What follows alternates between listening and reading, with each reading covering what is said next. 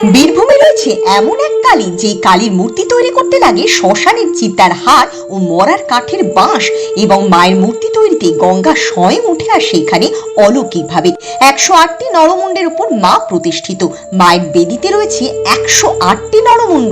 মন্দিরের ঠিক পাশে রয়েছে মায়ের ভৈরব, যেখানে রয়েছে অপঘাতে মৃত্যু মহিলাদের নরমুণ্ড।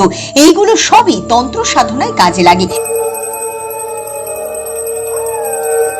এই যে দেখতে পাচ্ছেন, এই কাটা আসনের উপর বসে কালী পুজোর মহাপুজো করা হয় এখানে। মন্দিরের মাকে ঘিরে রয়েছে বহু আসন, যেগুলোর প্রত্যেকটিতে রয়েছে এক দুটো করে নরমুণ্ড কঙ্কাল। মা এখানে খুবই জাগ্রত। বিশেষ নিয়ম মেনে এই মন্দিরে পুজো হয়ে থাকে, এবং মায়ের বিসর্জনের সময় শিকল দিয়ে বেঁধে মাকে বেদি থেকে নামানো হয়। এই মন্দিরে এলে সকল ভক্তদের মনস্কামনা পূরণ হয়। জাগ্রত এই মন্দির রয়েছে বীরভূমের দুবরাজপুরে, যা দুবরাজপুর শ্মশান কালী নামে পরিচিত। ভিডিওটি ভালো লাগলে শেয়ার করুন ও চ্যানেলটি সাবস্ক্রাইব করুন।